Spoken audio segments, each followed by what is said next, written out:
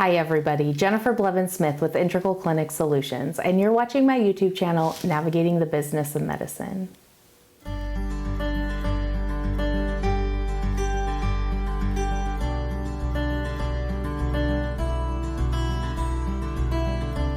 Today, I'm going to start a series of videos about revenue cycle management, or RCM. I am breaking this into a multiple video series because if I were to do a video about revenue cycle management, it would be so long. So in the interest of time and keeping your attention, of course, I am going to break this into what I feel are manageable clumps, manageable videos to help you understand the phases of revenue cycle management, what parts of the office are affected by these steps or control these steps, if you will. And then we'll talk about at the end some of the quote ancillary things that are revenue cycle management related but might not fall in this direct kind of cycle that I'm going to talk about.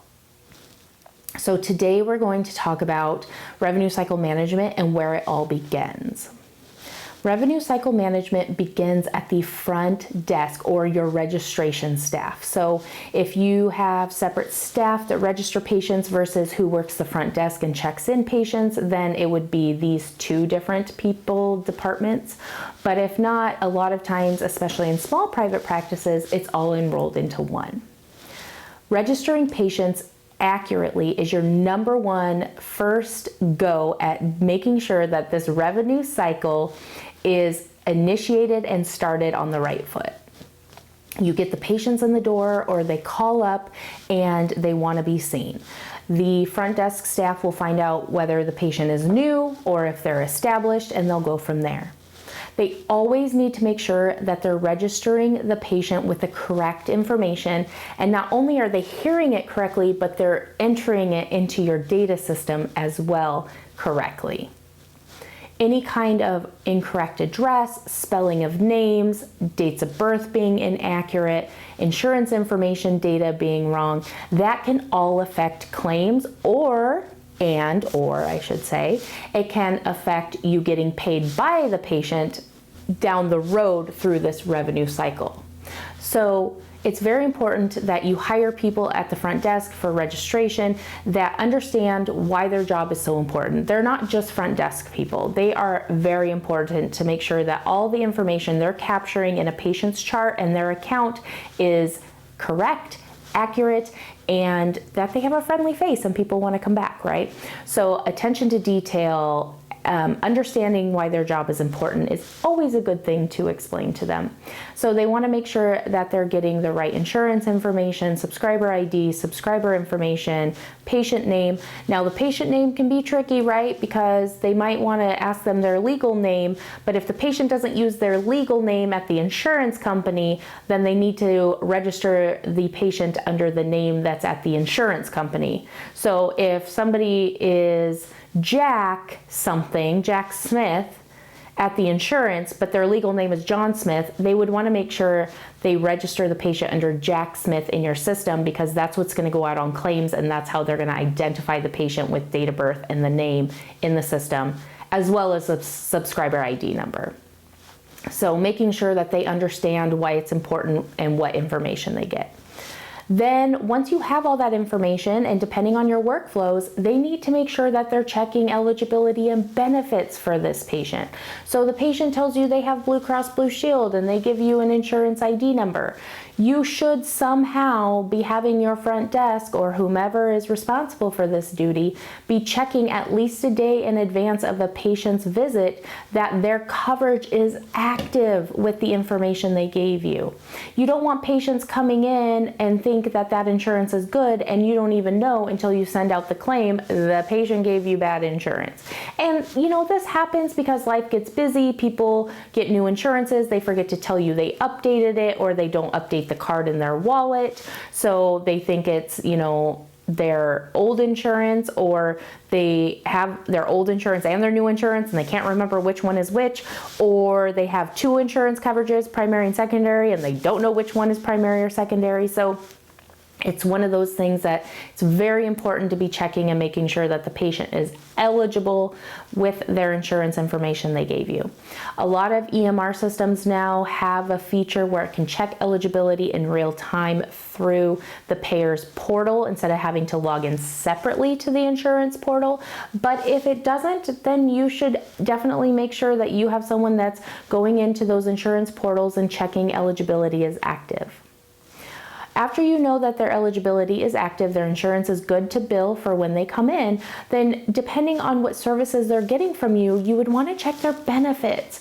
You would want to see if they've met their deductible yet, if the services that they're having is even covered by their insurance plan. You know, some specialties and some things that are offered might not be covered. You might need to make sure the patient is aware that they might have to pay out of pocket for certain services if they haven't met their deductible or they have a co-insurance.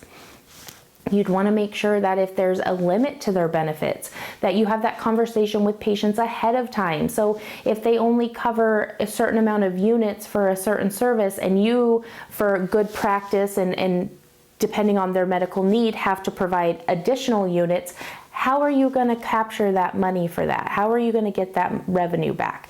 So you need to have conversations with patients before the services are rendered if you want to try to collect that difference from the patient. That's per your contracts with your insurance companies and a lot of insurance laws, rules. So how are you going to do that?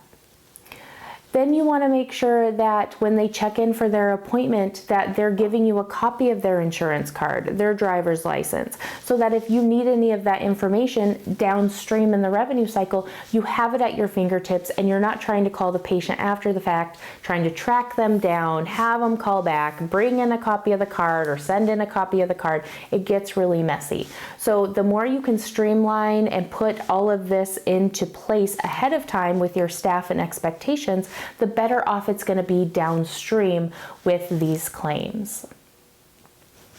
So if the patient has registered, everything's accurate, you know their eligibility and their insurance is active, you've checked their benefits, you've had any cost share communication with the patient directly, you've collected money up front if that's one of your policies. Of course, copays need to be collected up front. That's part of the revenue cycle, right?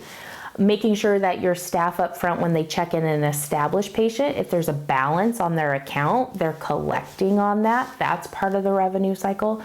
There's so many different facets. It's not just one streamlined thing. I mean, you can think about it that way, but it has branches that come off of it. So yes, you're initiating this to be going smooth forward for this one visit to make sure everything's good for this one visit to bill out and be reimbursed. But what about past visits? So that's why they have to check those balances and see if they need to ask them to pay on something that of services they've already had rendered in the past.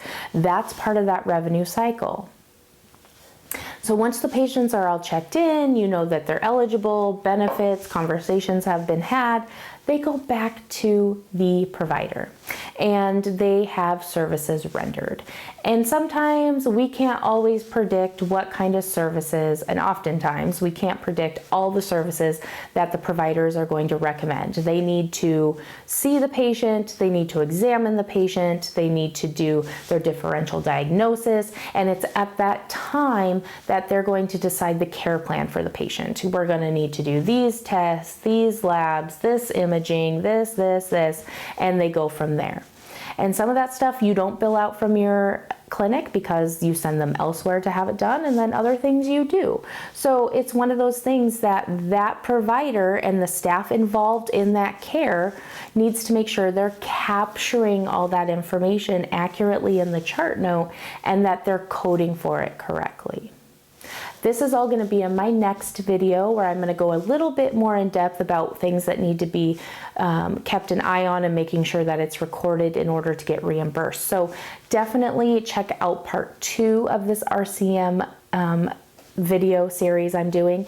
But this first video is really about that front desk, the people who have the initial contact with your patients, and making sure that all their information in the patient's profile, demographics, insurance is accurate, active, and patients have that, expectations from the practice, and the practice has presented those expectations to the patient on cost shares. If you have any questions about these steps, please let me know. Please leave anything in the comments below that you want me to know about. If I missed something, if there's something else that you want to share with your colleagues, don't hesitate, put that in the comments below. Smash the thumbs up button if today's video was helpful, and subscribe to my channel if you haven't already. Thanks so much, you guys. Take care of yourselves. Bye-bye.